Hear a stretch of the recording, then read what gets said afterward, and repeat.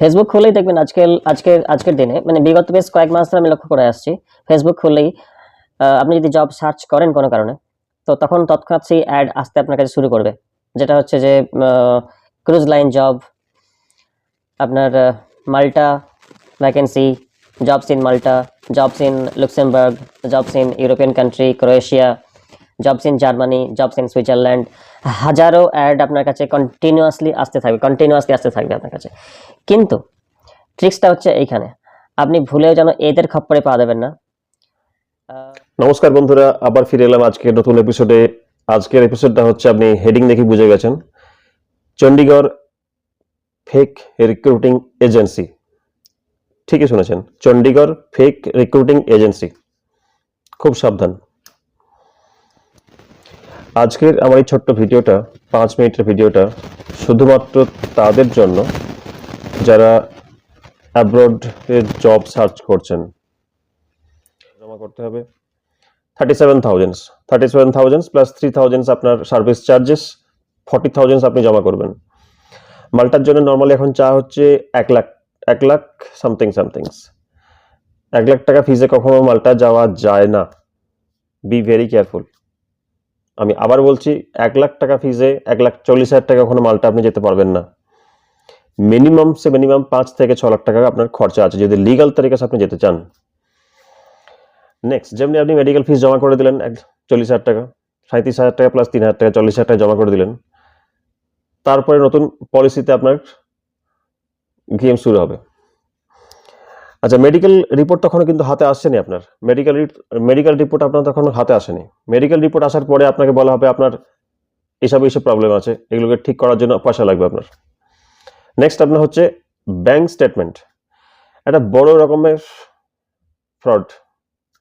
Bank statement দেখাতে হবে আপনাকে যে ভিসা অ্যাপ্লিকেশনের সময়, যে ভিসা আপনি অ্যাপ্লাই করছেন, তখন আপনার ব্যাংক স্টেটমেন্টটা শো করতে হবে আপনার এত টাকা ব্যাংক ব্যালেন্স আছে সেফ সাইডের জন্য। এটা হচ্ছে গভর্নমেন্টের একটা পলিসি থাকে এটা।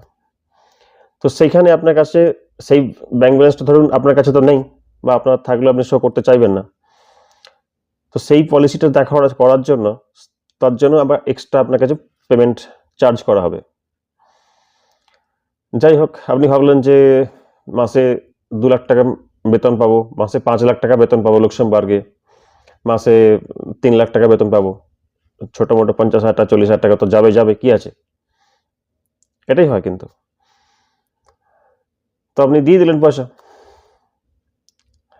যেমনি পয়সাটা আপনি ওখানে দিলেন, তারপরে শুরু হবে অন্য কাহিনী। এরপরে আপনার এই কাহিনী চলতে চলতে আপনার সেই ভিসার জন্য অ্যাপ্লাই করা হবে। ভিসা অ্যাপ্লাই করার পরে কিছুদিন পরে আপনাকে ওয়েট করা হবে 45 ডেজ 60 ডেজ। আপনি ওয়েট করছেন, আপনি ওয়েট করে আছেন। তার কারণ এর আগে আপনার কাছে একটা ফেক অফার লেটার এসে গেছে।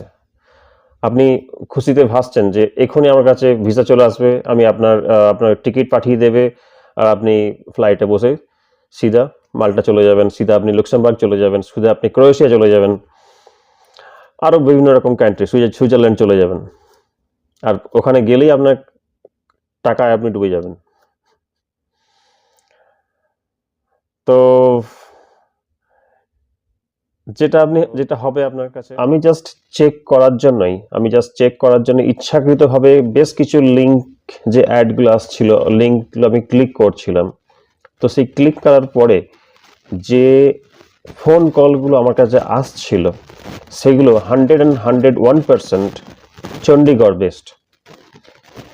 চণ্ডীগড় থেকে নন স্টপ ফোন আসতে লাগলো আমার কাছে যে আপনি জবের জন্য অ্যাপ্লাই করেছেন। আমি বললাম হ্যাঁ করেছি। তো তারপরে স্টেপ বাই স্টেপ তারা তাদের টার্মস অ্যান্ড কন্ডিশনগুলো বলতে থাকলো।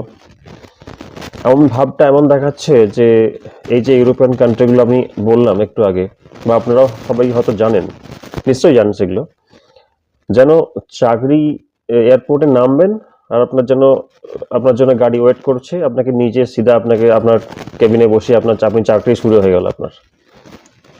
এই ধরনের অ্যাডগুলো থেকে আপনারা সচেতন থাকবেন। এরা কি করবে, প্রথমে আপনার কাছ থেকে একটা ফেক ইন্টারভিউ হবে। প্রথমে একটা 3-4টে স্টেপ হবে। প্রথমে আপনার সঙ্গে একটা ফোনে হোয়াটসঅ্যাপে কনভারসেশন হবে। হোয়াটসঅ্যাপে কনভারসেশন করে আপনাকে বলবে আপনার সিভিটা পাঠান। সিভিটা পাঠিয়ে দিলেন।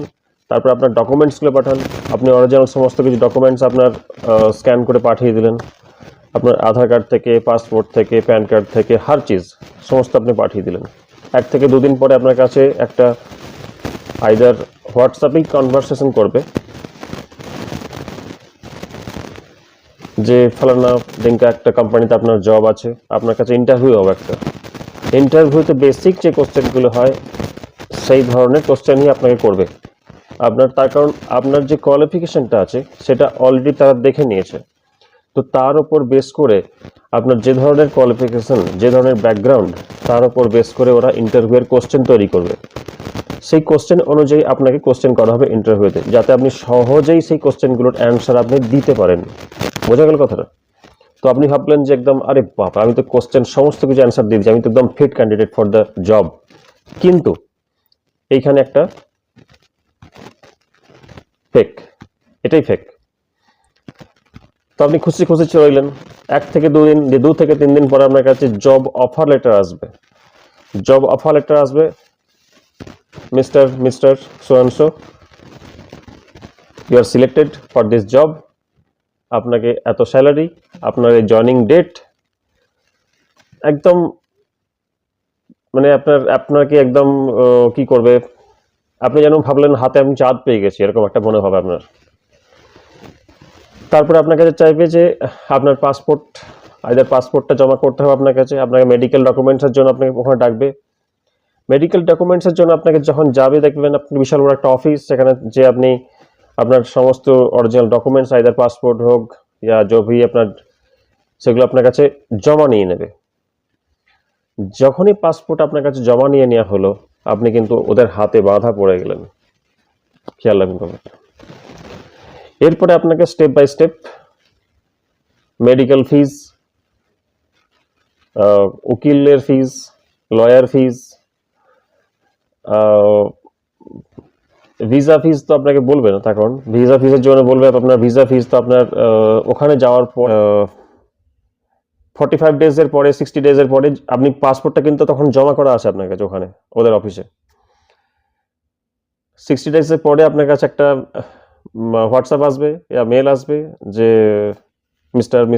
Mister what ever the things your name, আপনার ভিসা রিজেক্ট হয়ে গেছে।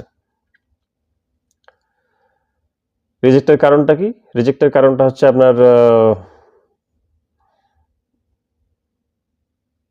ওখানে যে আপনার কোম্পানিটা আছে সে আপনার কে আনফিট ঘোষণা করেছে।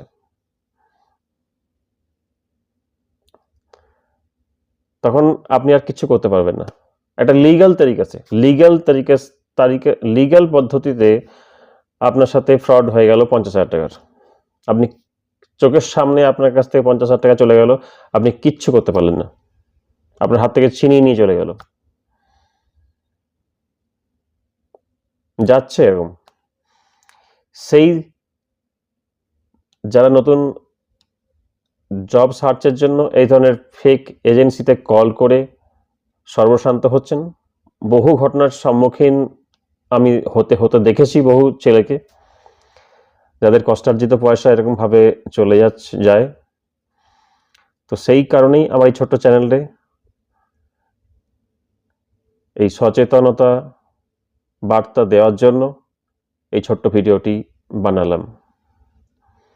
কালকে ভিডিওতে আমি বলবো যে এই ধরনের ফেক এজেন্সিগুলোকে আপনারা চিনবেন কিভাবে, সেই চেনার পদ্ধতিটা কি, সেটা আমি আপনাকে কালকে বলবো, কালকে ছোট্ট ভিডিওতে।